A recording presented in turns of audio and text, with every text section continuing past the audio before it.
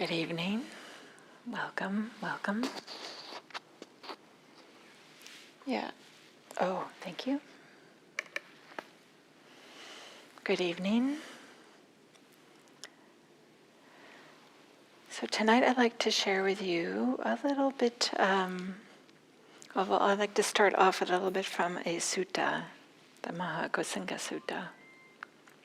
And it's very, I don't know, I think it's kind of interesting and a little bit fun that the Buddha, he's staying in this, maybe I should say most suttas begin by saying like, where is the Buddha? They give like a location. I shouldn't say most, certain genre of suttas do. And he's staying in the Gosinga, which is a sal forest park with sal trees. And my understanding is sal trees are these really majestic, giant, beautiful trees. Maybe like how we might think of redwood trees. You know, they have this certain majesty when you're amongst them. And so the Buddha is staying there, and there's a number of his senior monastics who are also staying there. During the day, they go off and meditate, which is, not so uncommon. So they go off to their own different places in this sal forest or these sal woods. And then at the end of the day, or kind of like late afternoon, early evening, one of these monastics, Mahāgosiṅga, he goes to somebody else, Mahākassapa, and says, this is Diana's rendition, hey, let's go hear Sariputta give a talk. So they're going to go to one of their friends, another one of their senior monastics, to go give a Dharma talk. So Mahāgosiṅga, Mahākassapa are going to hear Sariputta give a talk. And then Mahākassapa sees Anuruddha and says, oh, okay, invites him too. So now there's 3 people that are going to see Sariputta give a talk. And then Ananda sees these 3 in the distance and says, oh, what are you guys doing? Oh, I want to go. And he invites Revada. So now there's all these people. For me, this is kind of fun. I like this idea that, they're practicing, they're in silence all during the day, but at the end of the day, they're connecting. And they're friends. They want to spend time together, and they want to go hear a Dharma talk from Sariputta, who is probably the most senior monastic at the time of the Buddha. So all 5 of them go to see Sariputta, and Sariputta sees them approaching and welcomes them. And he says, by this time, actually, by the time they get there, it's now early evening or nighttime. Or maybe it's dusk, something like this. And Sariputta says, the sal forest is lovely, and the night is bright. This word, we could also even say day, but he's just commenting on how it's just lovely here and how the light is. And he says, the sal trees are in full blossom. So these magnificent trees with lots of flowers. And he says, and there's these divine scent that seems to float on the air. So it's this really magical, lovely place. And Sariputta asks Ananda, what kind of practitioner could illuminate or beautify this park, this place where we're practicing even more? So is there somebody that by the way that they talk or the way that they show up that could just make this even better? And Ananda says, and remember Ananda is the Buddha's attendant, and he's the one who, the tradition holds, was there when the Buddha gave all these talks and remembered them. And so after the Buddha died, it was Ananda who taught all these discourses to everybody else, and this is how they got preserved through the ages before. So Ananda is known for his memory and known for knowing all the Buddha's talks, being familiar with them. So Sariputta asks Ananda, what kind of practitioner would make this, or maybe we might even say what kind of practice would make this even more beautiful? And Ananda says, a person who has learned much, who remembers what he has learned and consolidates what he has learned, and then gives teachings that are beautiful in the beginning, beautiful in the middle, and beautiful in the end. that is somebody who would make it more beautiful. So, it's probably not a coincidence that Ananda, who's known for having learned everything and remembered it, saying, oh yeah, somebody who has learned it and remembered it, that would be the best. And then Sariputta says, well, Ananda has responded according to his own ideal, right? Recognizing that this is something maybe unique to Ananda. But then Sariputta says, well, what about you, Revata? What kind of practitioner could beautify or illuminate this park even more where we're practicing? And Revata was this preeminent meditator. He was known as somebody that would like to go off on a retreat, and he would just go off and practice on his own, and he'd like to just spend time in meditation. So Revata, he says, well, a person who delights in retreat and takes delight in retreat and who is devoted to internal serenity of mind and does not neglect meditation. A person who possesses insight and dwells in empty huts. Dwelling in empty hut, some of you may know the Buddha is often giving instructions like, oh, go into an empty hut and meditate, or go to a foot of a tree and meditate. So, not surprisingly, Sariputta says, well, Revata has responded according to his own ideal. What about you, Anuruddha? Who do you think would be the most beautiful? And Anuruddha says, well, a person who surveys the entire galaxy with a clairvoyance that is purified and surpasses the human. So, Anuruddha is something that's saying something fantastic. And then Sariputta replies, well, according to his own ideal, and then he goes and he asks Mahāgosiṅga, and he goes to ask Mahamoggallana, and then they ask Sariputta. And so all of them are giving these ideas about what they are known for. So there's 6 different people, they give 6 different ideas. I think they may be all delighting in this, and then they go, well, let's go talk to the Buddha. Let's see what he has to say. So they go to the Buddha, and Sariputta recounts everything that happens. And then the Buddha replies, good. After Ananda answered in the way that's right for him. Revata answered in the way that's right for him. Anuruddha answered in the way that's right for him. Right? He says this for each person. And then Sariputta asks, well, Venerable Sir, who has spoken well? Kind of maybe wants to know. And the Buddha replies, you have all spoken well. There's a little bit more to this, but for me, I would love this actually, right? The Buddha isn't saying, no, this one's best, or that's, the worst, or anything like this. He's saying you've all spoken well.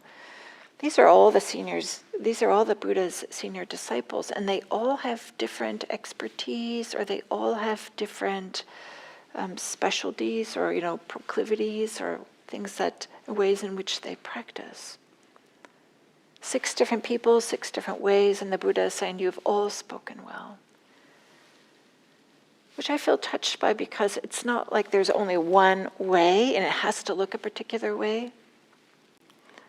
The Buddha is recognizing that different people bring different things to practice, and the practice matures in them differently and shows up in them differently. Whether it's exactly the same way as gets described here is not the point I'd like to say. It's more that it doesn't have to look one particular way. So Sariputta asks the Buddha, who has spoken well? And he says, you have all spoken well, each in his own way. But let me also, as to what kind of person would beautify this salt forest at Gosinga. So now the Buddha is going to give his answer. Is a person who returns from alms round, and after the meal, sits down cross-legged, sets their body straight, and establishes mindfulness. Practices mindfulness. And then and resolves, I shall not break this sitting position until, through not clinging, my mind is liberated from the taints. So those of you who know the story of the Buddha, this is verbatim what the Buddha says himself before he becomes awakened. This resolve, this determination to after so many years of practice, that he's going to sit and not move until he's awakened. So for me, here's a seventh person who has a seventh way to show up. But I appreciate that the Buddha, he's not talking about these great, fantastic, having learned lots of things, having clairvoyance that can see all galaxies, or going off and meditating a lot. He's just talking about bringing mindfulness, sitting down and bringing mindfulness with some resolve. This is something all of us can do. This is something that, the Buddha is holding up. It's just something ordinary. Is this mindfulness practice? Yes, when the Buddha did it, he had this resolve that he wasn't going to move until he became awakened. But I would like to think just this idea of resolve. So I would like to say that each of us have our own way of maybe like illuminating or beautifying this kind of like a practice area with our own practice. This way of kind of like embodying this path of practice. But resolve is something that we can bring to whatever flavor or way in which we practice. So mindfulness, as it matures, may show up in all kinds of different ways, but with some resolve allows this mindfulness to blossom and to unfold and to bloom in a way in which can bring greater and greater freedom and peace. So what does this mean to have resolve with practice? There's a number of ways we can think about it, but some of it is like just a certain amount of tenacity or determination or stick-to-itiveness, or maybe overcoming resistance to meditation. All of us, everybody has said, I don't feel like meditating. I don't want to. Oh, I'm not going to go to the Dharma talk. Oh, I'm not going to sit. Yeah, okay, I see my cushion there, and I usually meditate at this time, but I don't feel like it. I mean, all of us do this. It's part of the human's experience. But maybe this resolve is maybe just like putting aside alternatives instead of sleeping in or whatever it may be. Or maybe resolve means having enough trust or faith or confidence in ourselves or in the practice that even though we might not feel like it, that we still are willing to meditate, practice mindfulness. And here's something that I think is really important, is about this resolve. I wish I had a better word that I could translate the Pali word adhitthana with. Because sometimes when we hear about resolve, we feel it can be like this really like straining and striving and pushing. And it turns out that works for a little bit and then it doesn't. But you can't I don't think it'll ever work just to hear somebody say that. I think we all have to have that experience. But there's a way in which there can be some real striving and straining, and this striving and straining itself is what is getting in the way of practice.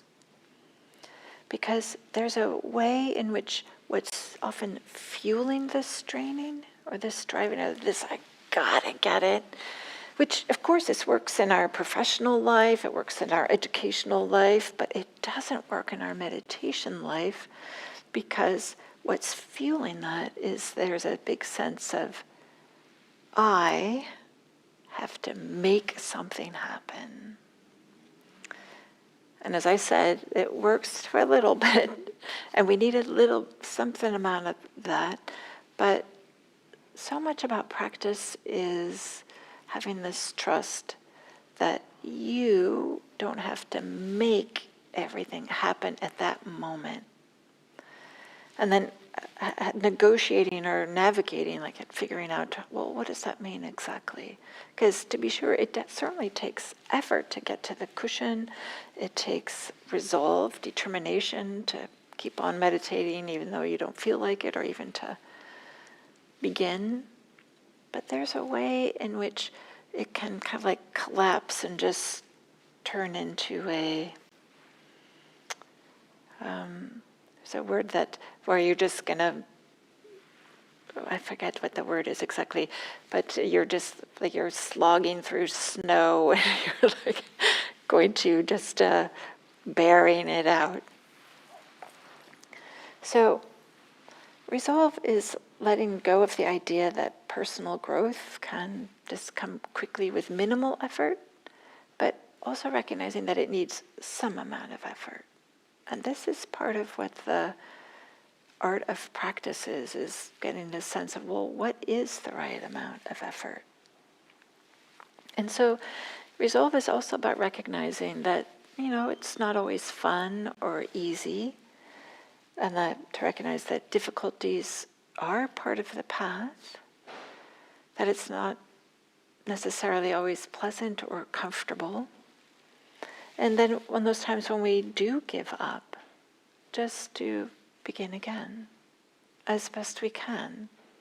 Like even if we haven't meditated for a long time, or we haven't done any of these practices that we like to do, and we discover, well, gosh, it's been months, just to begin again. It doesn't have to be complicated. We don't have to add all these stories about what it means about us as a person or as a meditator. We just simply begin again. And to be sure, for some people, this idea of perseverance or resolve is a quality that they already have an abundance of, that they are those type of people. They make a plan, they do it, and they just don't stop until it's done.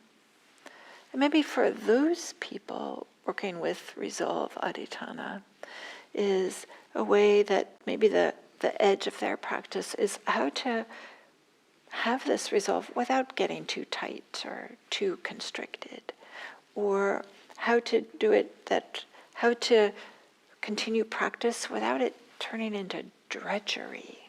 Is there a way that there can be some lightness to it? I know sometimes for me, I sometimes can fall into drudgery, like, oh my gosh, I have to do this. And I sometimes just kind of like will do it even though it's, I could like make it more light or not quite so heavy, but I'm like, oh my gosh, I have to do this.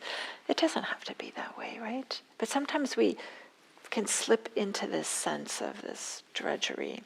Or maybe for some people it's not so hard to continue their practice or to stay with it, but there can be a way maybe in which they disconnect from people or brusque with people, like, go away, I'm meditating, or no, I can't do that, I have to meditate, or something like this, that their relationships get affected because they're going to finish this project, whatever it is. So for some people, resolve or adhitthana is not so much about keep on coming back, but it's about to have this stick-to-itiveness with some spaciousness and some openness and some ease. And this is so much about the art of practice, is having this ease and openness and stick-to-itiveness. We so often kind of want to collapse around the things that we're doing or need to do. But is there a way that we can do it with some joy or some happiness? So I would say, what are these things that we resolve on?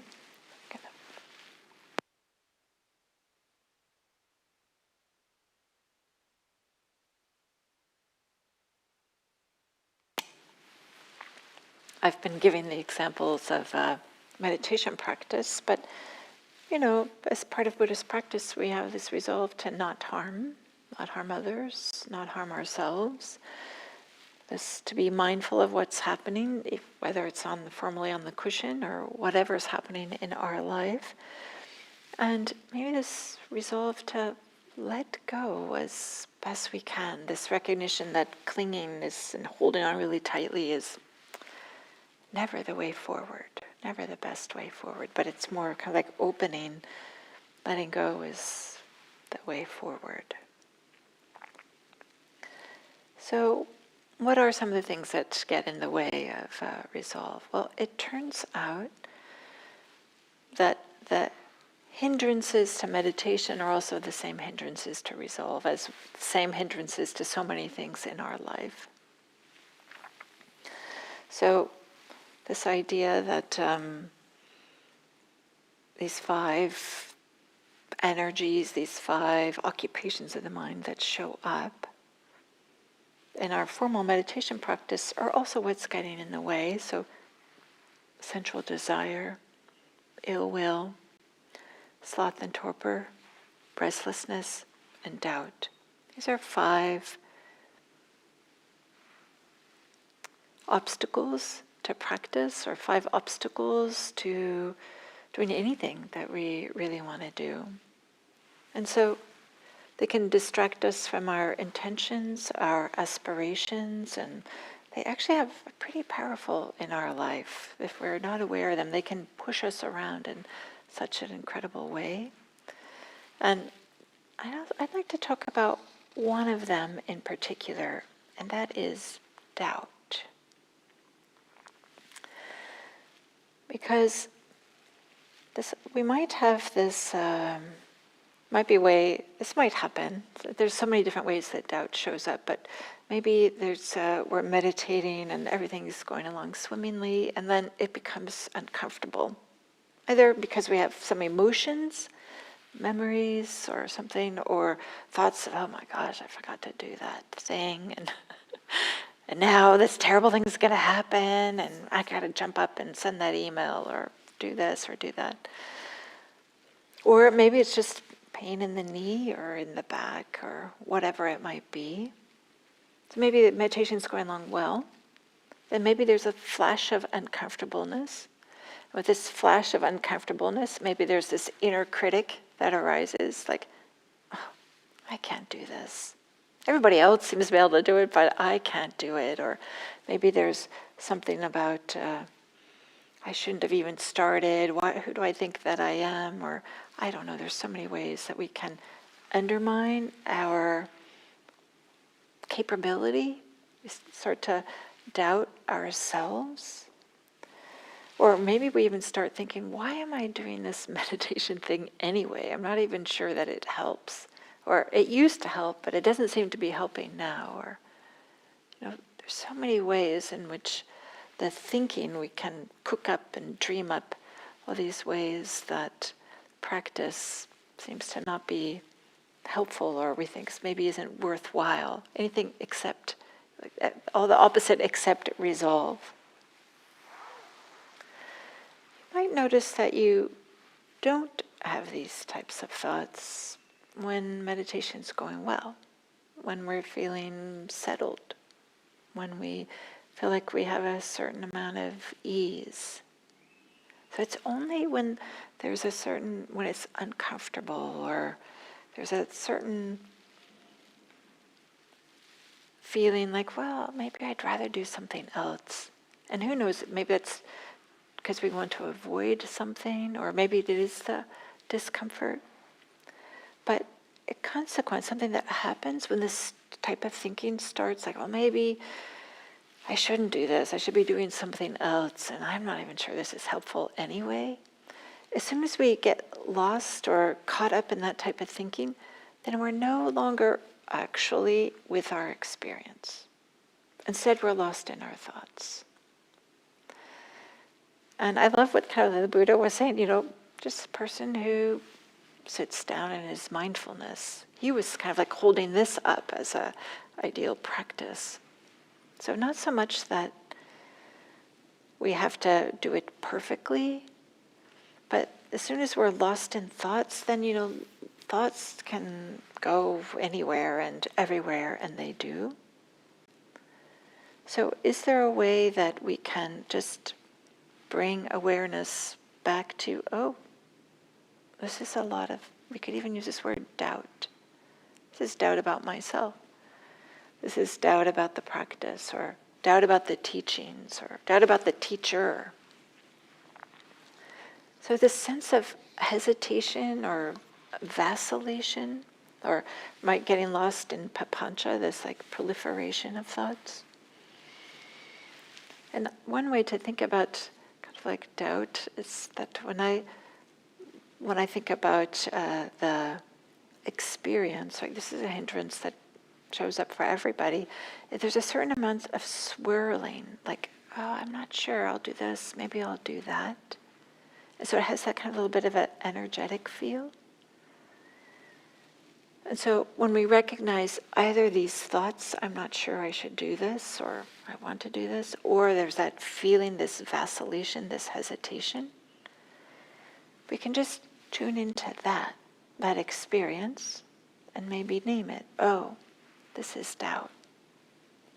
Because doubt rarely shows up and announces itself, oh, this is doubt. Instead, it's trying to, say like be wisdom. It'd be better if you need to do self-care, take care of yourself and go do something else. Just sleep in or take a nap instead. And to be sure, sometimes you should sleep in and take a nap. But, sometimes, just meditation practice is what's needed. So one way to practice with doubt is just to recognize it and name it. It's really helpful.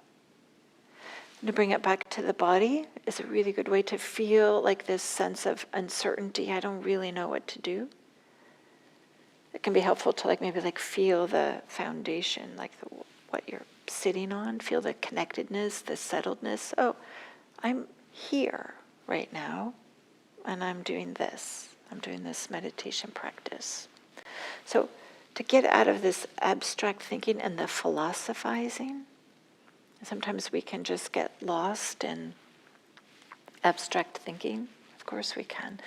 There might be this restlessness or this heaviness or this sense of unease.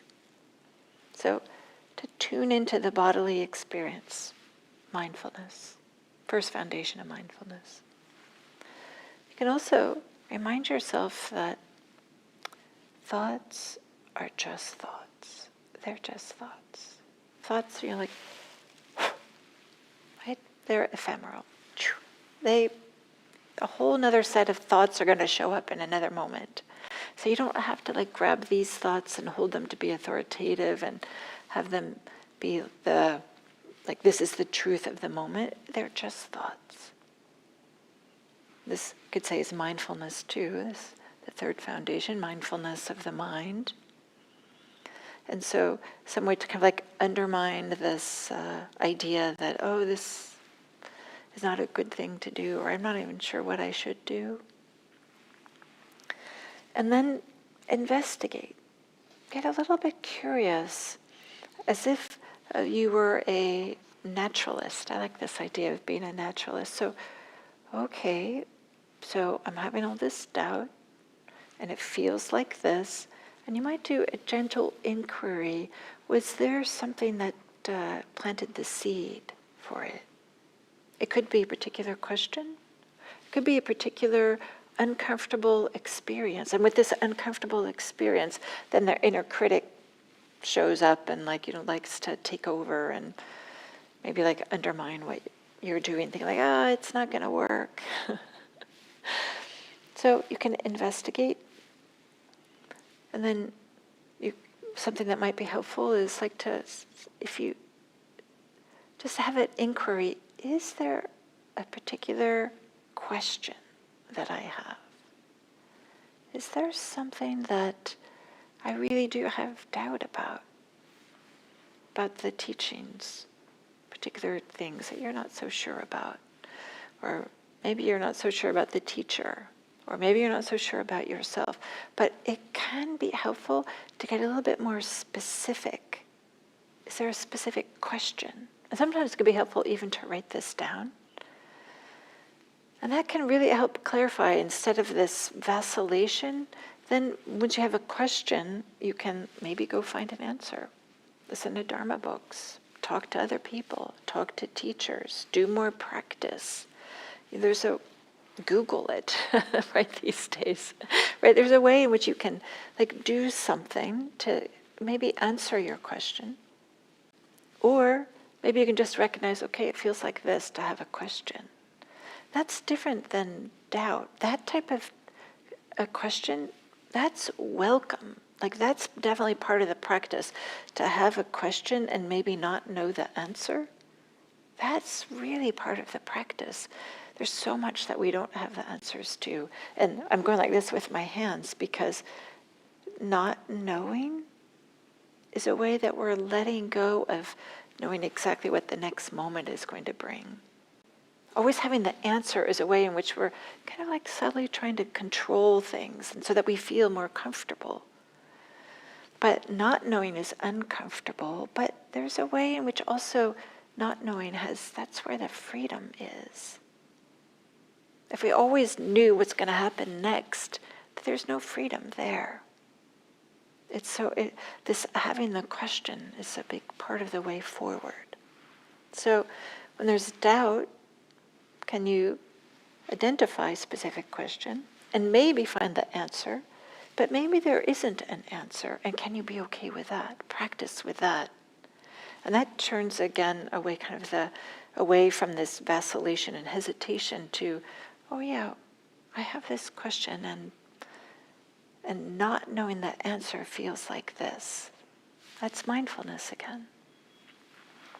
And then maybe one last way to work with doubt that I'll mention. There's a number of ways, but for tonight I'll end on this one. To bring to mind, well, what do you have confidence in? What do you know about the practice or about yourself? Sometimes it can be helpful to reflect, like, oh yeah, before I had a meditation practice, I didn't realize how busy my mind was. I didn't realize, for example, what a planner I was. Or since I've been mindful, not only have I gained this greater understanding, but I have a little bit more patience with other people because I see how they're trying to just figure things out in the same way that I'm trying to figure things out. Or maybe there's this way that we can bring to mind, there have been times in my practice that have been really uplifting and meaningful or maybe transformative. And it wasn't always that way. It has been moments like that, but maybe it will be that way again. So instead of like abandoning things when things get difficult, just remember that there have been times there have been some real fruits of practice. And then also to remind ourselves that when we sit down to meditate, chances are at the beginning, however it is that feels the meditation is not how it is at the end. But the meditation shifts and changes through the meditation period. Sometimes at the end it's worse and sometimes it's better, but it's never exactly the way that it is at the beginning. So sometimes we might feel like, this is going to be terrible. There's no way I can sit here for all this time. But just this memory that, there have been times when the mind has really settled and opened and there's been some ease. So the Buddha talked about, so many different ways of practice. It shows up in many different ways. He emphasized mindfulness and resolve. And then we can ask ourselves, what is it that gets in the way of resolve? And very often it's doubt. Not exclusively, but very often it's doubt. And so we can practice with doubt by being mindful of it, by investigating it, getting a little bit curious about it, and maybe tuning into or seeing if we can simplify it into a particular question. Or we can also bring to mind what we have confidence in or what some of our experience has been with meditation that has been uplifting. So with that, this is kind of like, I like this, I started with the Mahāgosiṅga Sutta, in which there's these people that come together and they practice together and they appreciate each other, and they also recognize that the practice doesn't look exactly the same for everybody. And sometimes something that can undermine our practice is the doubt that takes the form of, they look like they have it and I don't, or clearly they're doing something better than I am, or something like that. But just this recognition that practice looks different for different people. And I think I'll end there. So thank you.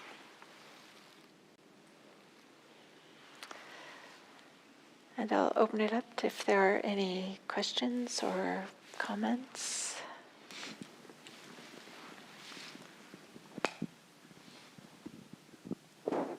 Hi. I think when you were talking about the doubt or the five hindrances, it kind of reminded me of how a lot of times we sort of separate ourselves, or we have a trouble finding common ground. And I was thinking we all have a lot of, share a lot of our own sort of doubt and share that in common with everyone else. But I think we spend more time in the things that probably separate us instead of unite us. But it was interesting to think about sharing some negative qualities. Yeah, it's true, right? It's surprising. Well, I've talked about this a number of times, how much I love, the Buddha talked about these thousands of years ago. So there's countless people that have been having doubt about practice, through all these years. And I think it's something that's it is definitely part of practice, absolutely. And not only about practice, but everything in our life, right? Yeah. Thank you. The common humanity is what it means to be a human. Part of it is to have doubt. Thank you. Anybody else have a comment or a question?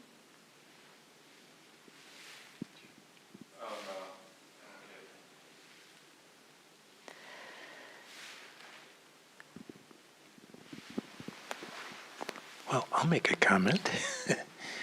Just in the last couple of weeks, I watched a documentary called The Endurance about Sir Ernest Shackleton and how dedicated he was once it was clear that he wasn't going to be able to get to Antarctica, to save all of his men. And, there was just a sense of never giving up, never exactly knowing what was the right thing to do, whether they were going to be able to get to land or to certain islands. But it was a very inspiring documentary about that sense of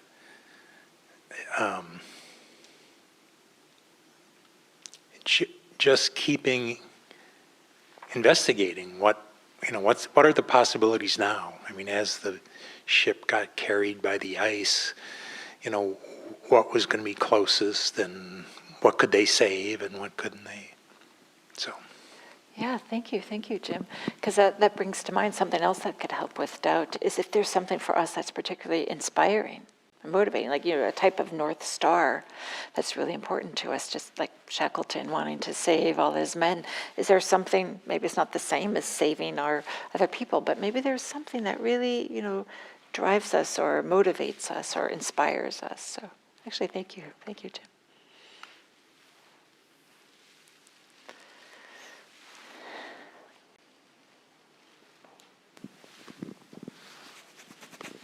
This is a half-baked thought, so maybe it'll finish as it comes out.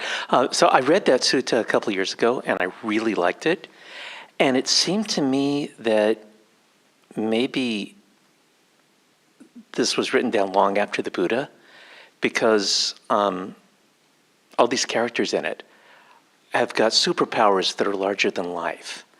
And it's almost like the X-Men or the Legion of Superheroes. And they're very well defined, as if they're all wearing their different colored costumes.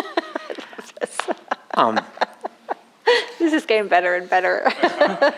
And also, it just seems unlikely that they would all be in the same place at the same time, and the Buddha would be near there too.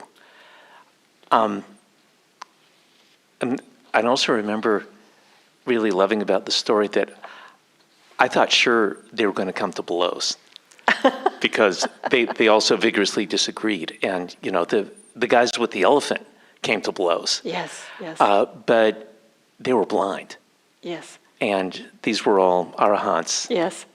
And this is a healthy way to have differences of opinion. And then I was really sure that the Buddha was going to scold them and say, why are you worried about which of you is even more right than the other one? That's not a wise thing to have your minds on. So, no, you all spoke well, and here's what I have to say.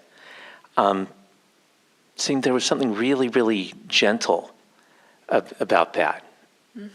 So my thoughts on that. Thank you. Yeah, I was, in my mind, I had kind of this idea that Sariputta, who's the one who's doing the speaking, he just wants to hear from everybody. and it doesn't matter so much what they have to say or something like that. I don't know. And then going to see the Buddha. Yeah, it is curious, like, why did they go see the Buddha? Was it to resolve something or just to share, like, hey, look what we did. We just sat around and talked about this or something. I don't know. But it's kind of, I guess there's a number of ways we can read between the lines. But I think only one of them has these superpowers. I think it's only superpowers that is wearing Moggallana? the, No, Anuruddha, yeah. is wearing the costume. Of one of these, I don't really know the X-Men, but I know the premise. So, But I was thinking of, the finger quotes superpower yeah.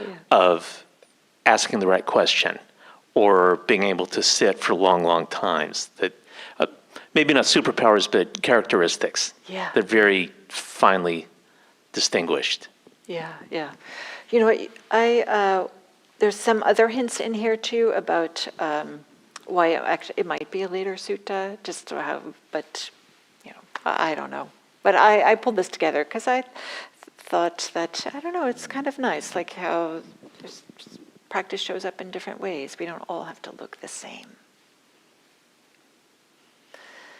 Okay. Thank you all.